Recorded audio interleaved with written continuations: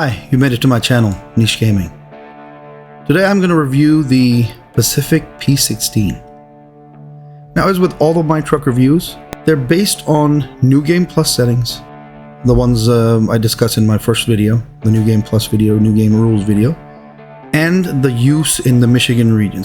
What truck is best for your fleet really depends on what you have access to, what settings you're playing on, and usually Michigan is the start region. If you play the game pretty much as it's designed to play, start in Michigan, then you go to Alaska, but the game does give you the option to go to different regions. But obviously my reviews are how well these trucks fit in based on whether they were free, had to be bought, upgraded, whatever. Just their use in the Michigan region. I only review trucks that I have had an ample chance to test, use, and feel I understand everything about, at least with respect to their capabilities in SnowRunner. I may have a truck in my fleet at the end of my Michigan playthrough that I don't review yet because I just haven't used it enough. One example is a highway truck anyway, but it's the 4CLT truck. It's because that's a highway truck and it's a fuel truck anyway, but I'm not going to review it yet because I've hardly used it. I just recently bought it near the end of my Michigan playthrough, and that was only because I didn't have enough trucks to serve as fuel tanks to save all the fuel from Michigan so I could use it for future regions. As to the Pacific P16, I use it extensively, so I am well versed with its capabilities in SnowRunner.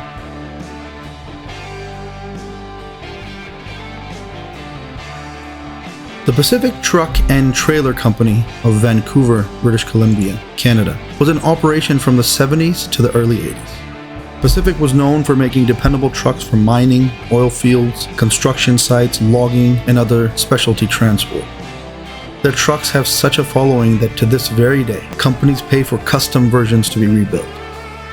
The Pacific P16 was one of a series of specialized industrial trucks launched by the company, and its specialty was logging. Pretty much any reference to this truck or video of its work will show it logging almost always the heaviest and longest of timber. There are still custom rebuilt versions. The engine that I'm going to talk about, the truck that I'm going to talk about, is the one that was commercially available from throughout the 70s to the early 80s. That's when the ownership changed and you just didn't get the same type of trucks that you got at the time when Pacific was running the show. It's not in operation as a company, but as long as it was in operation, it did have these trucks. And so some people, because they really liked the trucks that Pacific made, they wanted the truck to be rebuilt, so they did have to change the frame a little bit. They took the parts of some old Pacific P16 and then rebuilt it with a modern engine, with many modern customizations that they needed, and they sold it like that. I mean, there are companies that provide this service because that's how much these trucks were known and respected for their dependability and their capability. That specialty transport, heavy construction materials, they're all basically heavy trucks, and they do well in their field. In SnowRunner, this truck is found in the Drummond Island map of Michigan in perfect condition, fully fueled, though you will have to upgrade the engine and gearbox once you get it back to the garage. You don't really get any free upgrades. You get the second most strongest engine. I think you get that for free. I usually just sell that out. Especially if you intend to upgrade the truck to its maximum, some money is going to have to be spent on upgrading. As this and many other Pacific trucks were meant for mostly off-road transport and some on-road travel, their off-roading tires were often the best available. While SnowRunner puts this truck in its heavy category, I made a special category of industrial heavy to distinguish these types of trucks from other heavy or heavy-duty trucks. And really, my categories so far that I've decided on are the heavy-duty, medium-duty, industrial heavy, and then after industrial heavy, I'm just going to do big rigs. So those are the names of the categories that I've decided on so far.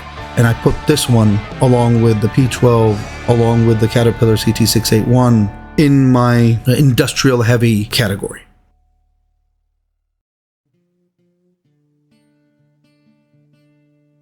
Now let's talk about the dimensions and design of this truck.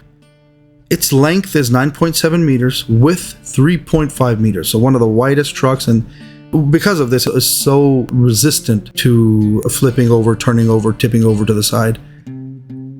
Weight 55,115 pounds, that's almost 27.6 tons. So very heavy truck, one of the heaviest trucks you're going to get, and definitely the heaviest truck we've dealt with so far in Michigan playthrough. Very heavy truck.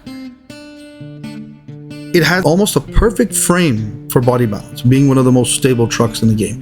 The only thing I might recommend if I wanted to make this frame even better with respect to body balance, keep its width exactly as it is, just a little longer, extend the frame a little bit, and it'll be perfect. Okay, nothing is perfect in terms of body balance, but I grade this body balance as excellent. It is one of the most stable trucks in the entire game.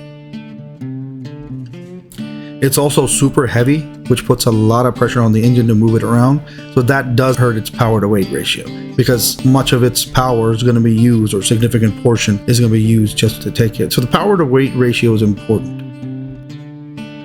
Being heavy obviously gives you advantages and of course disadvantages. The advantage being for body balance, the disadvantage, more pressure on the engine.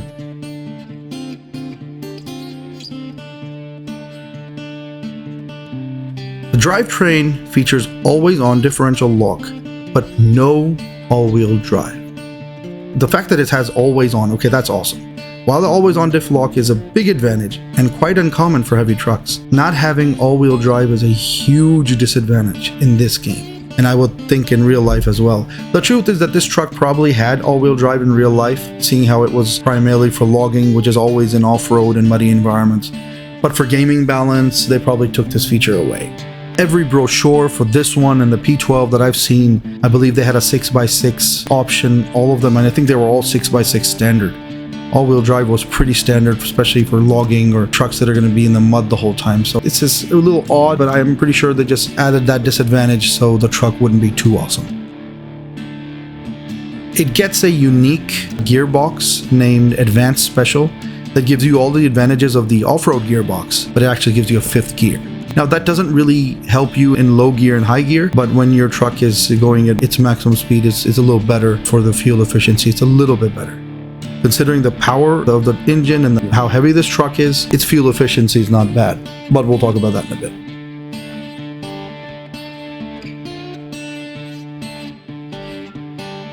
Its off-road tires are among the best in the game for mudding.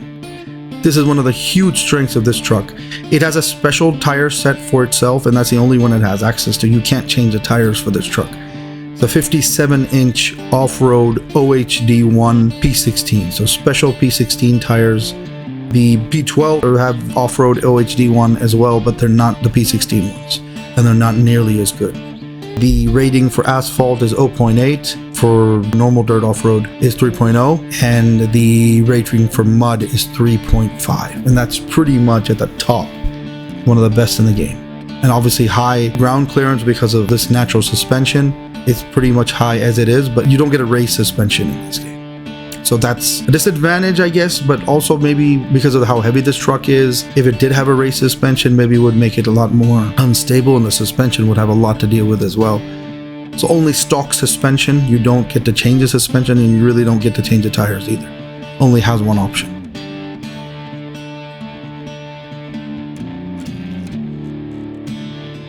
You're not going to get sharp turns with this beast, but it does feature excellent control.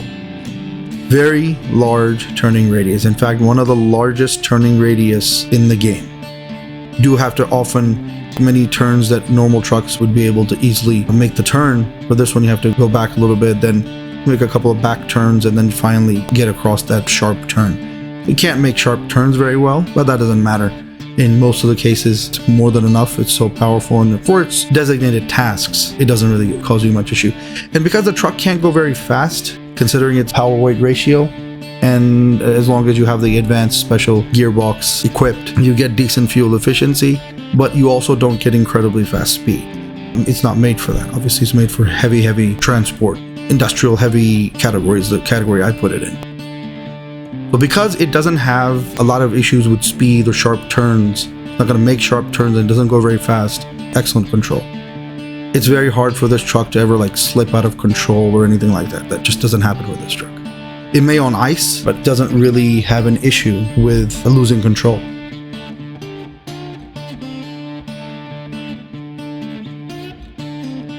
Fuel consumption is what you'd expect for this truck. It is only 300 liters, and considering how powerful it is, how large it is, and its fuel consumption, this should have been better. This should have been a bigger tank than 300 liters. But again, game balance. Give it to one truck, maybe you have to give it to others.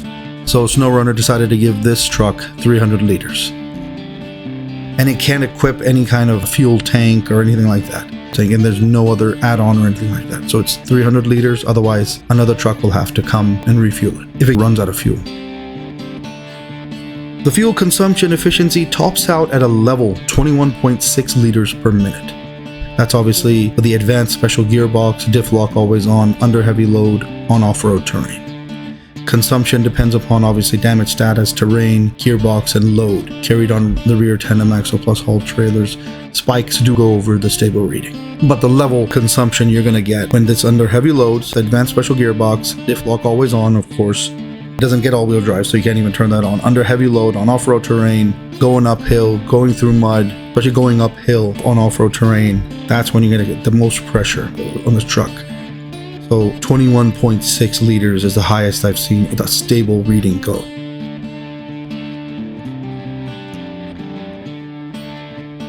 The P16 features industrial heavy class power. The real-life engine was a Detroit diesel 12-V-71T, so it's 12-cylinder, 14 liters, 525 horsepower, 1,200 pound-foot torque at 1,200 RPM. Max gross combination weight of over 200,000 pounds, about 100 tons. Now, that is an estimate on my part. I'm looking at other trucks whose horsepower and max combination weight I do know. Compared to the P12, compared to the Caterpillar CT681. So that's an estimate, about 100 tons. If you look at P12, it gets, initially this same engine was the highest upgrade that you could get from Pacific for either of these trucks, the P16 or the P12. But later the P12 started getting, like early 80s, Pacific was in operation.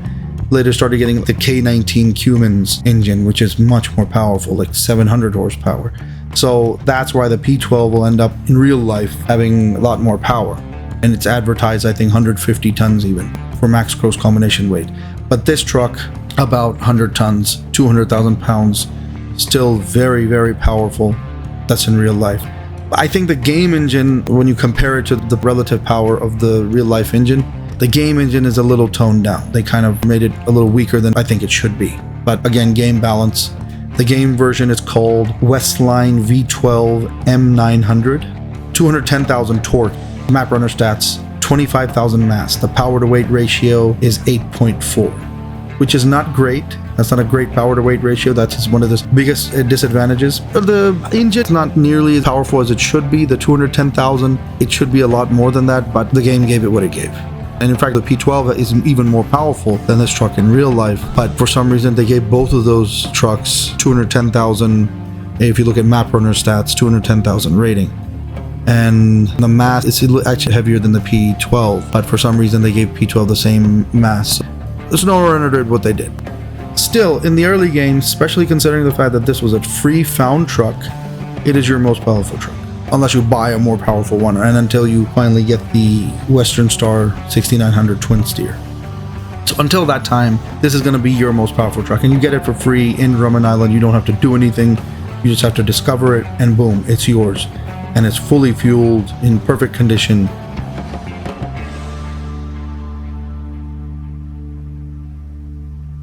A very powerful truck. This is your truck for doing all of the heavy loading, heavy logging in the high saddle trailers.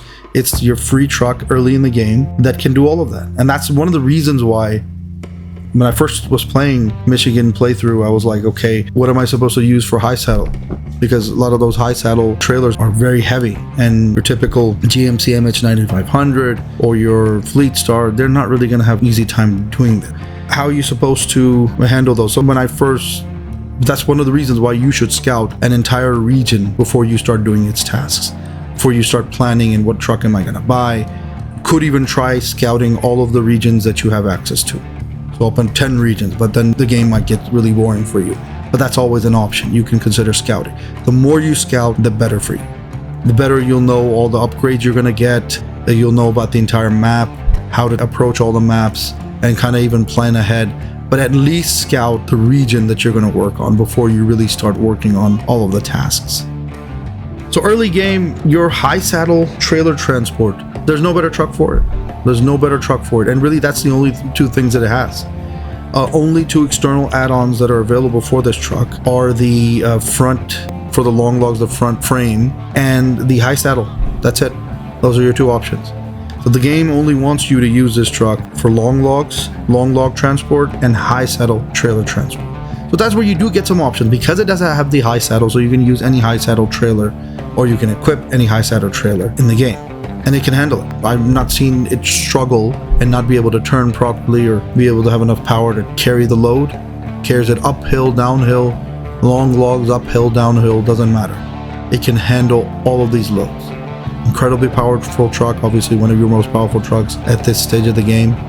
And you can't really use the Western Star 6900 twin steer for these tasks because it doesn't even have those options. So we'll talk about them when I do the review for that truck.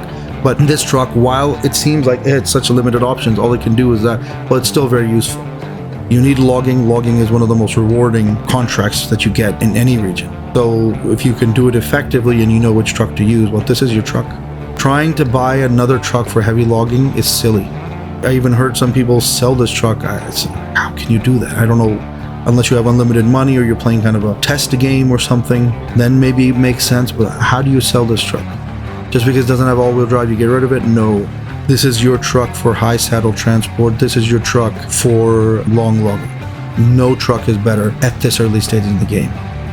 Even ones that you could buy if you have the money, you need another truck for medium logging as well. For me, I use the P12. But P16, perfect for long log. That's what it's used for. That's all it has. It does reduce the flexibility, but that doesn't mean it's not useful. This is one of my most useful trucks in Michigan. A medium or short logging frame is not offered, so this truck can only transport long logs. And that's exactly what it does, and it does it very well. All things considered, this truck does a good job helping you complete your Michigan logging tests. You can't do your high saddle trailer transports with your early heavy duty trucks, so this truck is essential. The P16 helps you progress in Michigan by helping you complete the early game tasks that require a powerful truck with a high saddle equipped. A lot of the heavy duty and even medium duty trucks, they can still have a high saddle option available, but just because the option is available doesn't mean that truck can handle it. You can try, let's say, a Fleet Star with a low saddle, even let's say a low saddle transport of fuel, a 3,700 liter fuel carrier. You can try it. That requires a low saddle connection. You can try with the Fleet Star. It doesn't handle it very well. It has hard time turning. It gets locked up. You're trying to turn right, it won't turn right because it doesn't handle it well. Whereas this truck is perfectly responsive. You can use this big construction semi-trailer transport. You can use it for the big, large 5,000 liter high saddle fuel carrier. You can use it for all these big tests, and it handles it very easily. Now, it doesn't have a low saddle option, so it does limit some of its capabilities. So in much later regions, you'll eventually find a replacement for it. And again, the fact that it doesn't have all-wheel drive will always be a disadvantage in this game. For no good reason, they just gave it a disadvantage. It didn't have that disadvantage in real life, I don't believe. But bottom line is, this truck, while it doesn't have that many options, it's not as dynamic, there's still plenty of use for it, especially in your early Michigan game. And you get this truck for free, so they give you enough free trucks so you can at least handle all your tasks. Even if you're playing on a hard mode or normal mode or whatever, this is your truck for logging. For medium logging, you'll have to find another truck, use another truck, maybe buy another truck if you can afford it, depending on your playthrough and your rules. But this is your truck for long log transport and high saddle transport. But the power to weight ratio is not great, so that's one of the disadvantages. And the other disadvantage, of course, doesn't have all-wheel drive. The large turning radius is not much of a disadvantage. In fact, in many ways that could be considered an advantage. It's just size versus flexibility versus speed. Well, I always have to consider all those things. And the consumption efficiency is not bad considering what the truck is. I mean, it is what you'd expect.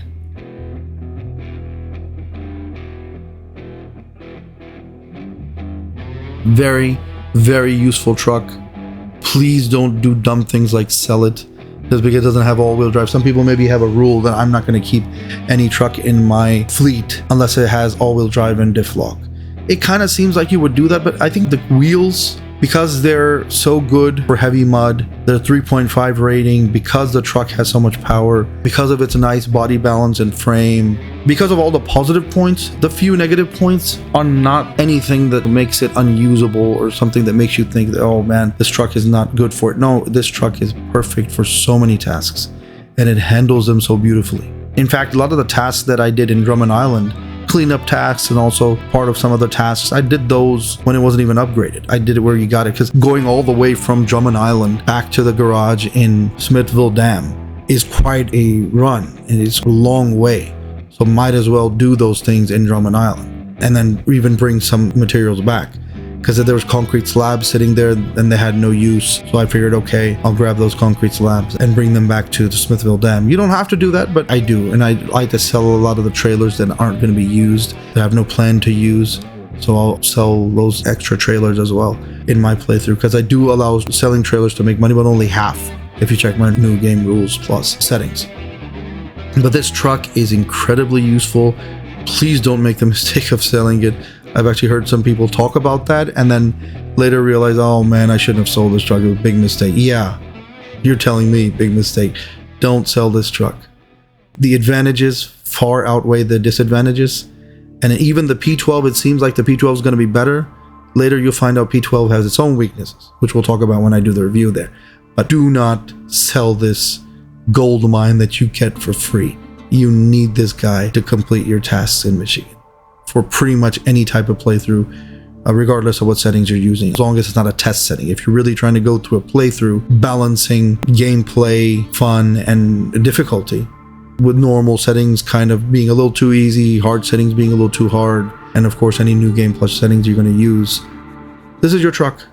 This is your truck for all the high saddle transports, and this is your truck for long log until much later in your playthrough when you get something better, or you can afford something better. Right now, you get it for free, use it.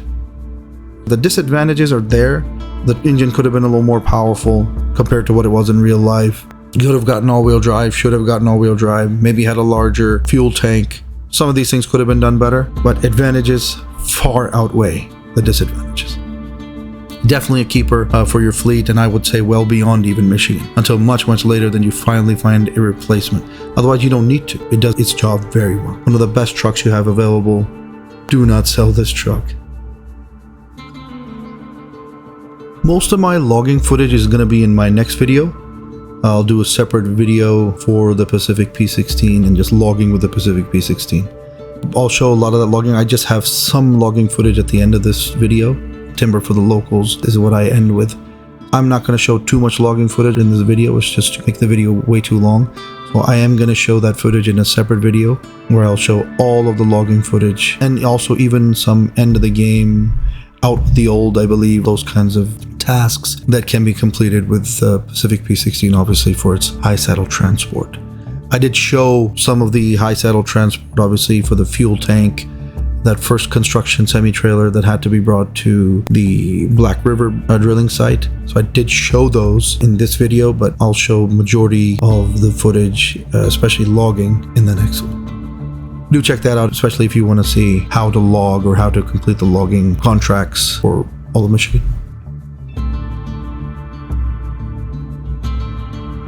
So that's all I have for the review for this truck. Hope you enjoyed it. Give me a like, share, subscribe if you liked it. I'm still working on all of the reviews for the Michigan trucks, and I'll try my best to get done with all of them as soon as possible. This is my review for the Pacific P16. I really hope you enjoyed it. Please don't forget to like, share, and subscribe. Thanks for watching.